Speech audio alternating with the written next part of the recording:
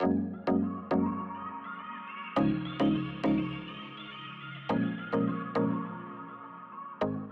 everyone and welcome back to Akupi's Closet Fashion. If you're a new subscriber, you are specially welcome. And for my old subscribers, I see you all and I love you all. Thank you so much for joining me. Make sure to subscribe, turn on your bell icon for notification. And for your questions and ideas, let me know in the comment section.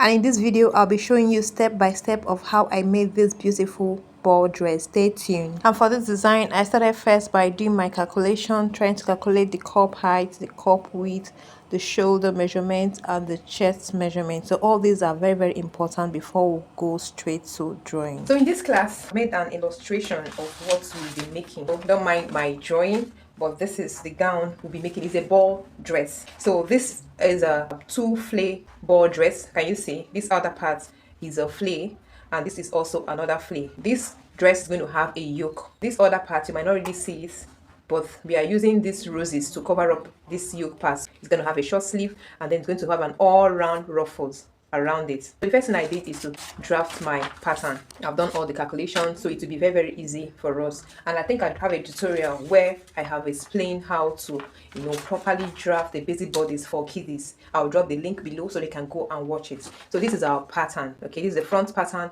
and this is the back pattern. So in this pattern, I've altered it so that I can be able to get out that yoke part. That yoke part is going to be this side, and this is where the bodies start. And this is the back also. The yoke also extends to the back.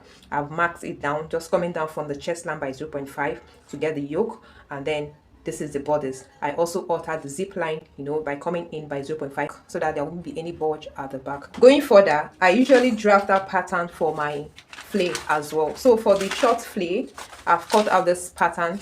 Can you see? So if you master how to make patterns, it will be easy for you. You just go ahead, place on your fabric, and you cut out. This 180 degrees flay that I cut out. You know how to cut your flays, of course, is to divide your waist circumference by 3.14 for this 180. And then this is another flay, the bigger flay that will be laid underneath. So this is it here. I cut out this flay. This is flay 360. You can see that is bigger.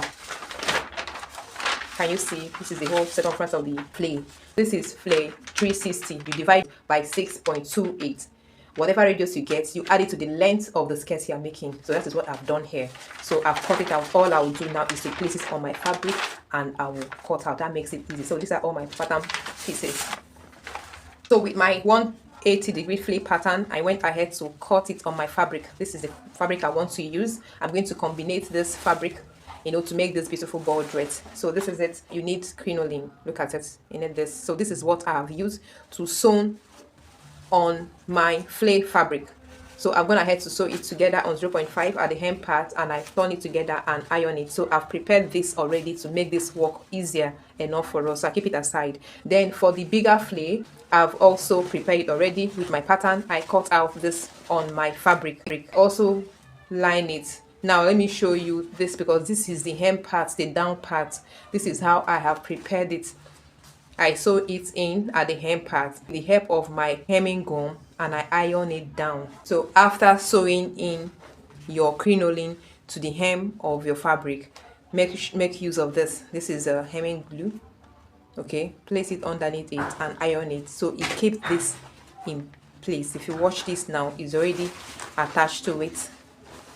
Okay, to give it that ruffle effect, and it looks beautiful already.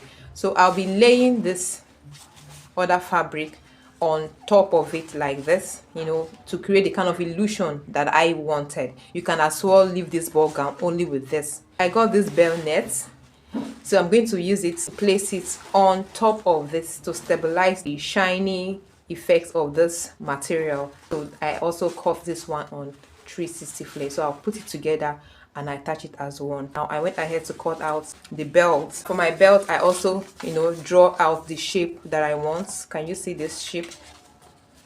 Can you see? So I make a pattern for it. I drafted this. The length here is 30 cm by 2.5. That's the width. Okay, and I draw it out.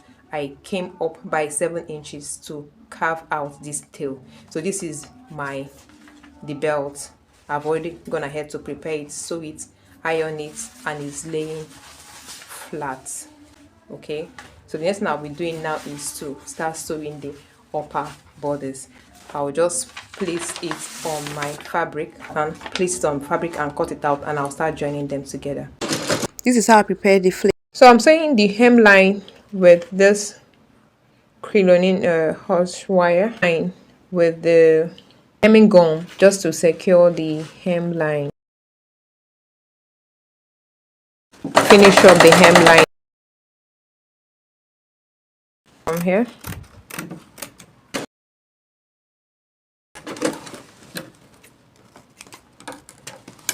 Okay, I'm done, and this is all of them. So I'll go ahead now, turn it inside out like this. Next, I'll lay my hemming glue gun underneath it properly, and then I'll iron it. Okay, so I'm cutting out. You can see my yoke, and I'm cutting out the yoke, and then this one, make sure to label is important. Okay, so cutting it out. So I'll place it, and then I'll pin it so that I'll be able to cut out the back. Okay, so after pinning it, I'll mark. Okay, so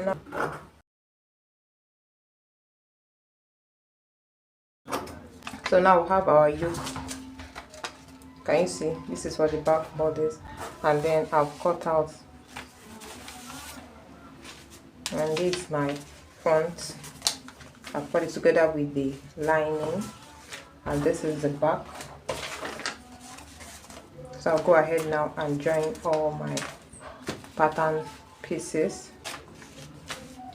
Okay, put everything together. And here are all the pattern pieces. You can see I've joined them. That's the front, and then this is the back pieces. I'll arrange them properly now, and I'll go and start sewing it. I'll join the shoulders properly, you know, on 0.5 allowance for the both shoulders. And next I'll be joining the sides. If you check here, you see the allowance I left here is just 1 inch for the side, and we're going to do inseam finish. That's I'll sew the lining separate and then the main fabric separate. So this is what we have. The upper bodice is actually ready. I've gone ahead to fix the sleeve. So here is the pattern for the sleeve. So I've attached the sleeve here, and I've also gone ahead to join the belt by the side. For you to join this belt, remember to leave a 0.5 allowance for you to join the lower bodice. So we'll have it here, and for a good inseam finish, I've gone ahead to join the lining separately from the main fabric. Iron open your seam and it lays flat, and yours should be looking exactly like this from the inside. You see how neatly everything is laying. All right, this is nice and ready. Now the remaining thing is just for us to now join the lower part of this ball dress. Okay, and everything is done. To join the lower bodice, this is what you need to do. Remember the two flares that we have prepared already. Okay, so we have to arrange it properly like this. This gown is actually big, of course it's a ball dress. So this, the longest one is the first one. Can you see?